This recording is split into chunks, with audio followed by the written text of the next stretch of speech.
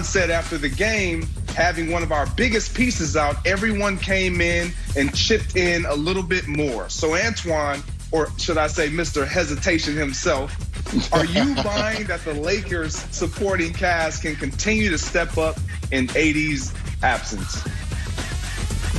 Definitely. I do believe their supporting cast can step up. This is a different Laker team because they're not as big as they were last year. When you think about Dwight Howard and JaVale McGee coming off the bench. Marc Gasol played extended minutes last night. He played 30 minutes, made 3 threes last night. He's going to probably be asked to play a little bit more because they lack size. They'll probably play a little bit more small ball where you add Markieff Morris to the mix, and then Tyler Horton is going to come in and play more. But I believe this second unit is very capable, and they'll be able to hold the fort down when LeBron James is out of the game. But LeBron played 38 minutes last night. That's a little concerning. I don't know if you want LeBron playing 38 minutes every night. You might want to keep him around 33, 34. But with AD out and LeBron's competitive spirit, he's going to probably push the envelope a little bit because LeBron wants to win. That's what makes LeBron special, and that's what separates himself from everybody in the league. But I think this second unit is going to be very good and very capable of holding the fort down without AD. Yeah, I'm going to agree with you, Antoine, and say yes, because this is what LeBron James does. He has always made role players better. And when Kyrie Irving's out in Cleveland, they still win. When Dwayne Wade was out in Miami, they still win. Regular season games. I'm not saying he can lift a team like this to the championship, but he certainly can win regular season games. Here's what I'm really interested in seeing, though. And I alluded to this earlier. The Lakers are just 5-6 against teams with winning records. They've been beating up on the bad teams and the bottom dwellers in the NBA, and that's with AD. Now they got Brooklyn coming up, Utah, Portland, Golden State, and Phoenix, all within the next couple weeks. They're going to have to play those games without AD. I want to see how good this Lakers team can play against those top-flight opponents, and can LeBron still lift the role players to victories over those teams? Yeah, I'm with both of you guys. I think LeBron and these guys in this unit can step up big and can continue to hold down the fort. However, I like, again, what Dennis Schroeder and what Montrezl Harrell has been able to do. That's the expectation. We expect Montrezl Harrell to step up a little bit more. We expect Dennis Schroeder to step up a little bit more, be asked to score a little bit more. But the guy that has to play better, in my opinion, is Kyle Kuzma. And he just hasn't done that for me. Averaging 10 points in this stretch or run that you just mentioned, the players or the teams that they're going to be facing this upcoming stretch, Kyle Kuzma needs to get to around that 15, 17-point mark for them to be comfortably working with LeBron James and not allowing him to play those 38 minutes that you mentioned, Antoine. And so for me, I think it works, but it's putting a lot of stress on a player who's older. Yes, can he get it done? Has he shown that he can continue to get it done? Yes, but this is not what he wants to be doing at this stage in his career, Antoine. Well, look, it's not the worst thing in the world. It's not the worst thing in the world if they don't, win a lot of these games. I don't think the Lakers should be looking at this like, we have to protect this number 1 or number 2 seed. All right, we got to go all out. And you guys are talking about LeBron's minutes. I still would want to keep him around 34, maybe 36 minutes. I don't want him out there playing 38 minutes every night.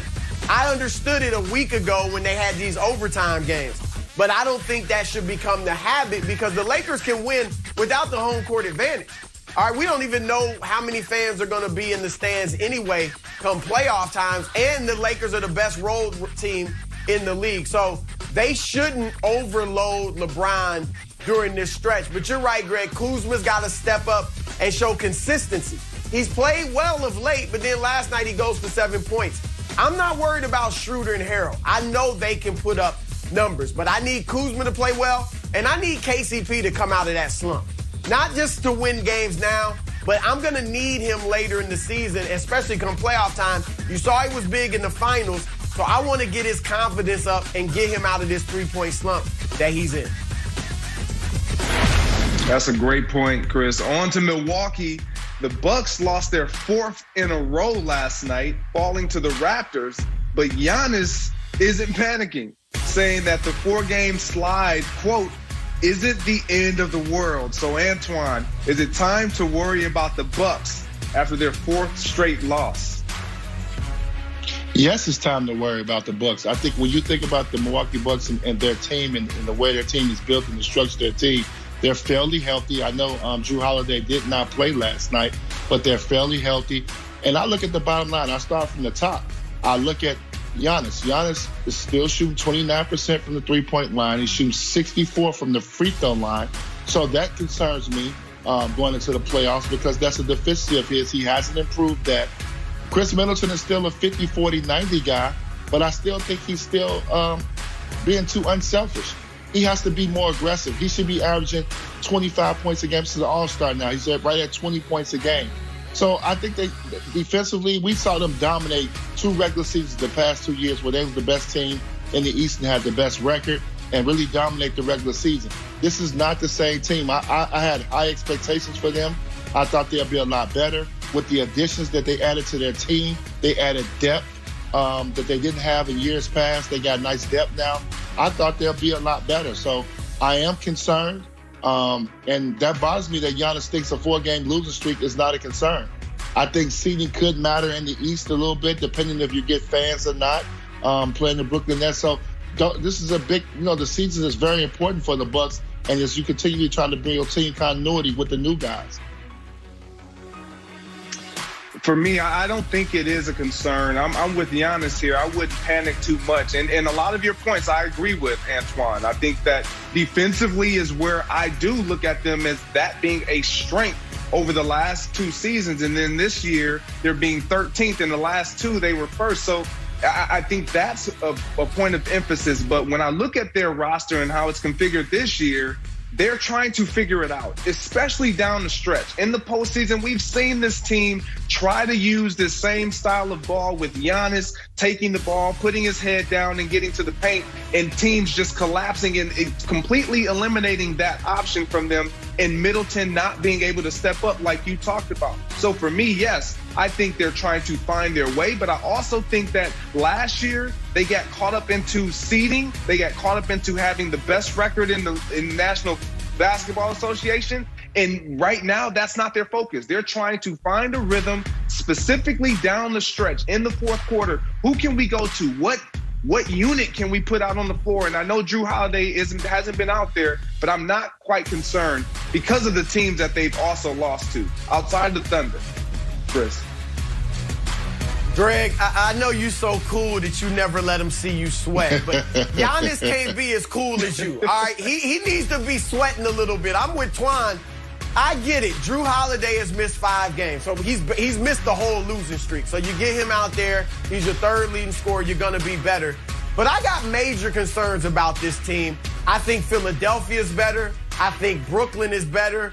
And in a playoff series, I wouldn't be shocked if Boston was better than this Milwaukee team. And it boils down to the same thing. I don't care if they were on a 4-game win streak. At the end of the game, they don't have a go-to guy. Giannis is phenomenal. He's great. But at the end of games, they can't give him the ball and say, create something. You look last night, he didn't score in the last 6 minutes. He was 0 for 3, only took 3 shots. They get Brooke Lopez is getting shots. Pat Connaughton is getting shots. Chris Middleton, of course, is getting shots. Dante DiVincenzo's getting shots at the end of the game because they just can't give it to their main guy, Giannis, because of the jump shooting that he struggles with, as Antoine mentioned, and then the foul line as well. So they got major problems because their superstar player isn't even close to a go-to guy. And that's why I'm so concerned about the Bucks. All right, let's move on to Boston. Jaylen Brown fueled the Celtics to a win over the Nuggets last night. Nikola Jokic went for 43 in this game, but Tatum and Brown were too much to handle. So, Antoine, are you concerned about the Celtics being contenders or pretenders after beating the Nuggets and getting back to 500. Now, don't be biased, my friend. I'm usually biased with this, but I can't be biased now. They're not a contender right now. The Celtics are not better than the Brooklyn Nets. To me, they're not better than Philly. And I don't think they're better than Milwaukee. And I know we just try to chastise Milwaukee right there. They're not deep. When you look at the Celtics, their bench production is not very good. They have a great starting lineup. You put that starting lineup against any team in the league. But Brad Stevens is going to have to be creative with this team. If you're not going to make any moves to add to your bench, maybe add a big to help you out. You saw that last night with Jokic having 43. The Celtics don't have a legitimate big inside. I know they acquired Tristan Thompson, but they don't have that bench production that's needed. Everything's in the starting lineup, and they go through long stretches where they don't be productive offensively. So I think Jason Tatum or Jaylen Brown